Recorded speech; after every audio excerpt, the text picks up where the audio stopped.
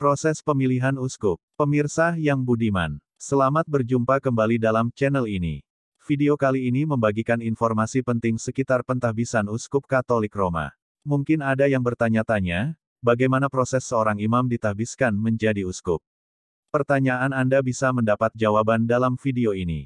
Pada Kanon 401 Kitab Hukum Kanonik atau selanjutnya disingkat KHK ditegaskan bahwa uskup diosesan yang telah mencapai usia 75 tahun diminta untuk mengajukan pengunduran diri dari jabatannya kepada Paus dan Paus yang akan mengambil keputusan setelah mempertimbangkan segala keadaan. Surat pengunduran diri seorang uskup umumnya harus terlebih dahulu dikirimkan kepada Nunsius Apostolik atau kepada Delegasi Apostolik, sebagai perwakilan Paus di suatu negara atau wilayah. Nunsius atau Delegatus Apostolik kemudian mengirimkannya ke dikasteri Tahta Suci yang bertanggung jawab atas pemilihan uskup untuk negara yang bersangkutan. Dalam kasus untuk tanah misi seperti di Indonesia, kongregasi yang bertanggung jawab adalah Kongregasi untuk Evangelisasi Bangsa-Bangsa Congregatio Pro Gentium Evangelization Propaganda Fide Pastor Bonus artikel nomor 89.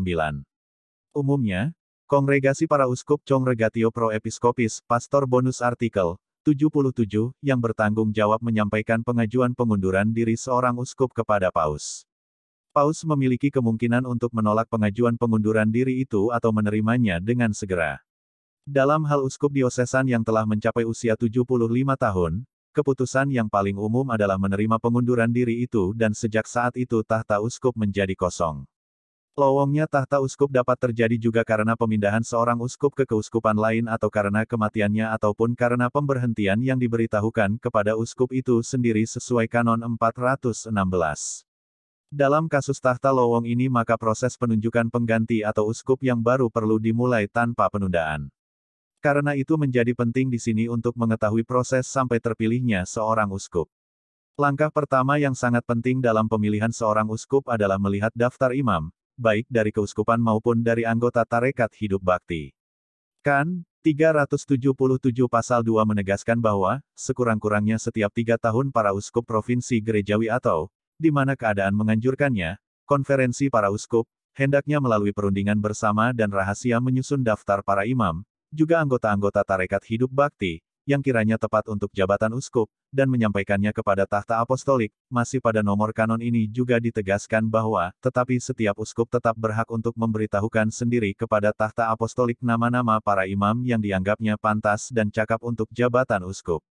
Daftar nama para imam harus disusun tiap 3 tahun dengan tujuan agar selalu ada kebaruan. Langkah yang kedua adalah jika setiap hendak ditunjuk uskup diosesan maka nunsius atau delegasi apostolik perlu berkonsultasi dengan pihak-pihak tertentu. Ia bisa saja meminta kepada uskup yang mengundurkan diri, atau kepada vikaris jenderal atau kepada administrator keuskupan laporan tentang situasi dan kebutuhan keuskupan. Nunsius atau delegasi apostolik juga wajib berkonsultasi dengan uskup metropolit dan para uskup lain dari provinsi gerejawi, ketua konferensi para uskup dan juga beberapa anggota dari kolegium konsultor dan kapitel katedral. Ia juga dapat berkonsultasi dan mendengarkan pendapat dari orang lain baik dari kalangan klerus diosesan dan religius serta pendapat umat awam yang unggul dalam kebijaksanaan Kan. 377 pasal 3. Lebih lanjut norma hukum kita menegaskan bahwa orang yang dikonsultasikan, memberikan informasi dan mengungkapkan pandangan mereka secara rahasia dan satu demi satu, Kan. 377 pasal 3. Artinya bahwa proses seleksi uskup itu bersifat rahasia. Rahasia, di sini menjadi penting sebab memiliki implikasi baik pastoral maupun yuridis. Karena bisa saja untuk menghindari intervensi dari pihak luar seperti lobi-lobi, khusus dari para tifosi, calon tertentu. Atau bisa saja untuk menghindari kampanye-kampanye, terselubung dari adanya imam yang berambisi untuk menjadi uskup.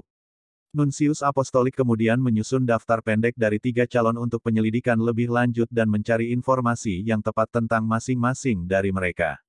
Dia kemudian akan mengirimkan ke tahta suci sebuah daftar, yang dikenal sebagai terna, dengan nama dari 3 calon yang dinilai paling tepat untuk menjadi seorang uskup.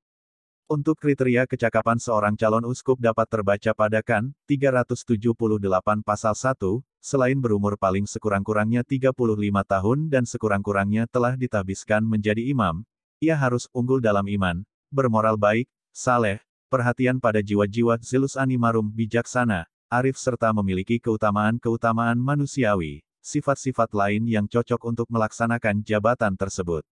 Selain itu ia telah memperoleh gelar doktor atau setidak-tidaknya lisensiat dalam kitab suci, teologi atau hukum kanonik dari lembaga pendidikan tinggi yang disahkan oleh Takhta Apostolik, atau sekurang-kurangnya ahli sungguh-sungguh dalam disiplin-disiplin itu.